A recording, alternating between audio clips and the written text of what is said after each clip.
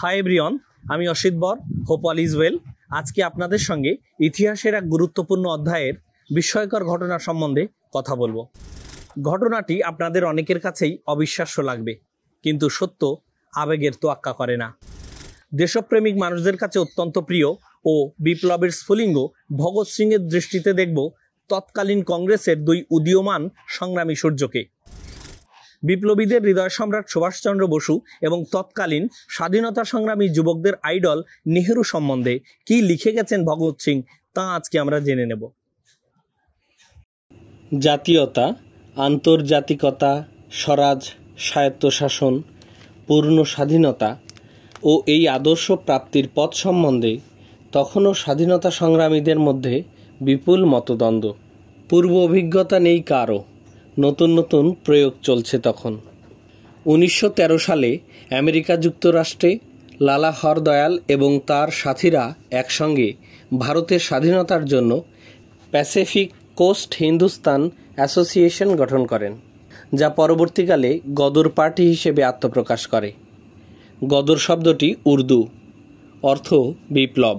এই সংগঠনের founding member সন্তোখ Singh 1926 ফেব্রুয়ারিতে কীর্তি নামে একটি মাসিক পত্রিকা প্রকাশ করেন, পাঞ্জাবি যুবকদের মধ্যে বিপ্লবী ধারণার বীজ বুনে দেওয়ার জন্য।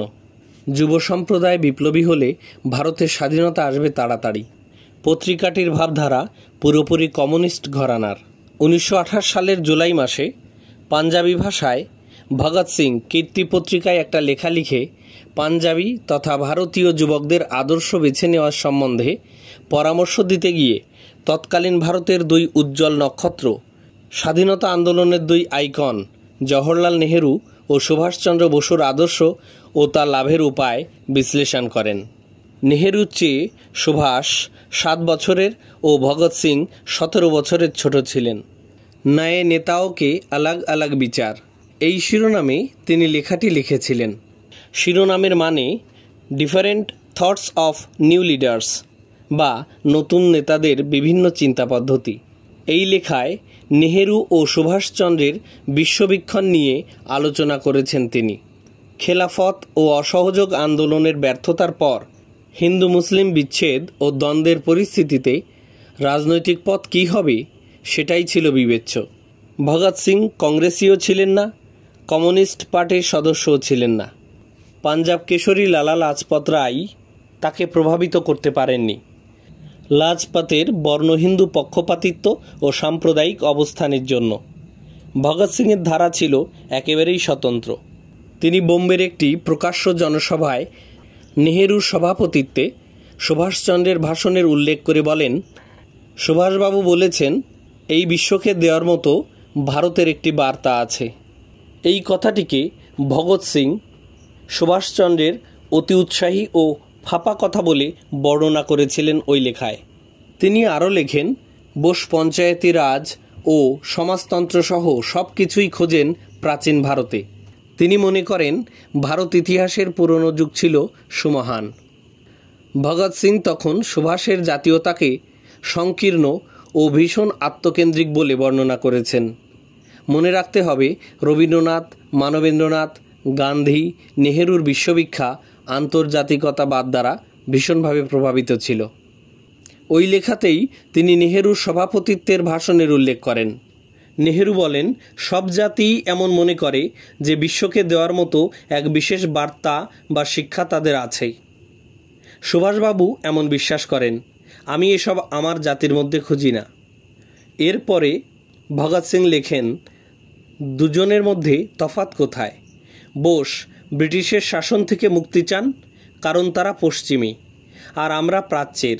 আর নেহেরুর কথা অনুযায়ী আমরা স্বায়ত্তশাসনের মাধ্যমে সমাজকে পরিবর্তন করতে পারি, সামাজিক সংগঠন নতুন করে সাজাতে পারি। আমাদের সমাজের বদলের জন্য আমাদের পূর্ণ স্বাধীনতা ও আমাদের নিজেদের শাসন দরকার। বোসের জন্য আন্তর্জাতিক রাজনীতি, ভারতীয় সামরিক শক্তি ও তার উন্নতির প্রশ্নে গুরুত্বপূর্ণ।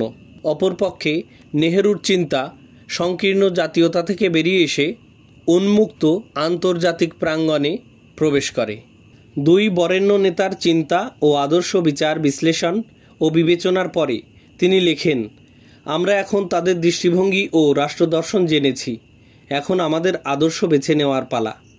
ভগৎ সিংয়ের মতামত ছিল, সুভাষচন্দ্রের আদর্শে যুবকদের ইন্টেলেকচুয়াল থার্স্ট অর্থাৎ জ্ঞান তৃষ্ণা নিবারণের জন্য কিছুই দেওয়ার নেই। তার কথায় কিছুই নেই যুবশক্তির মনের খোরাক জোগানোর মতো। তারা দুজনেই ভারত মুক্তির কট্টর যোদ্ধা, জ্ঞানী ও সত্যিকারের দেশভক্ত। তবে নেহেরুর বক্তব্য হৃদয়ের সঙ্গে সঙ্গে মস্তিষ্কের খোরাক যোগান দেয়।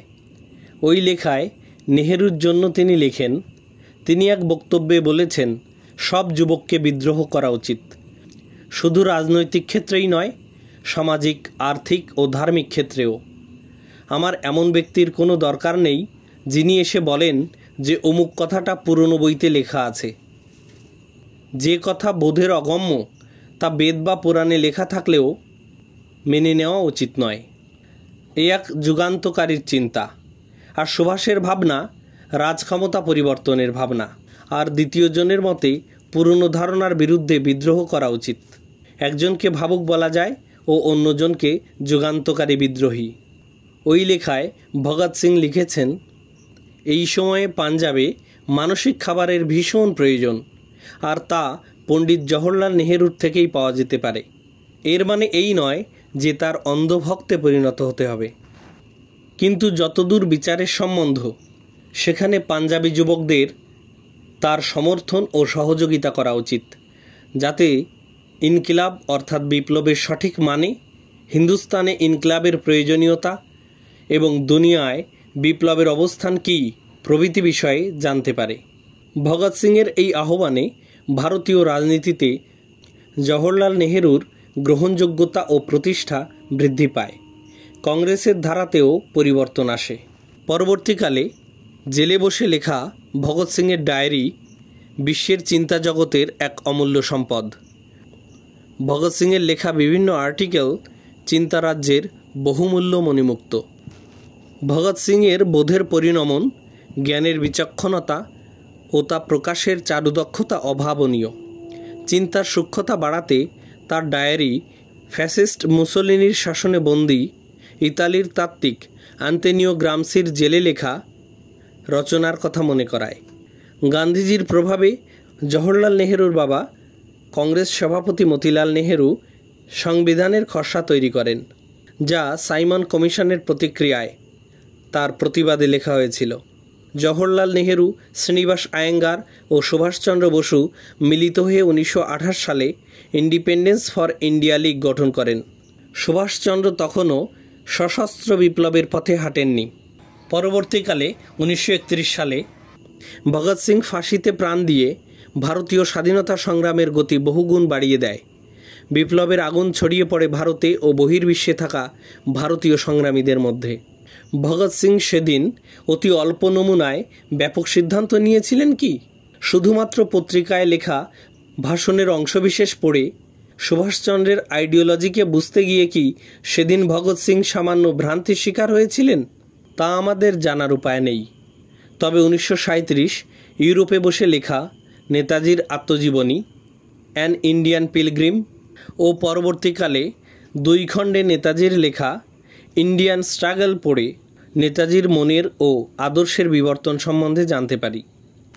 নেতাজির মনস্তত্ত্ব, দার্শনিক চিন্তা, রাষ্ট্রভাবনা, জীবন আদর্শ, শিক্ষা চিন্তা, অর্থনৈতিক ভাবনা, জাতীয়তা, আন্তর্জাতিকতা সহ বিভিন্ন তত্ত্ব ও বিচিত্র জটিলতা ও ঘটনাবহুল জীবন ও বিশ্ব পরিস্থিতির কথা।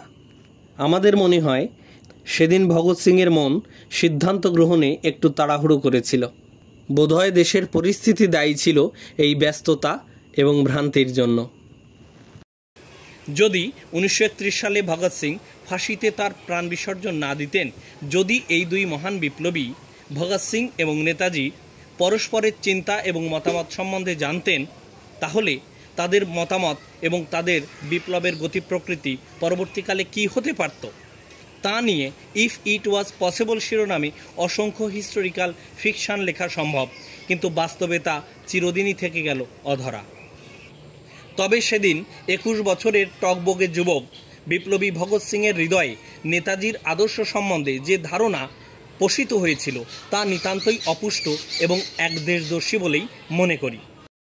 প্রিয় সাথী, আজকের কথা এই পর্যন্ত। জয় ভারত, জয় মানবতা।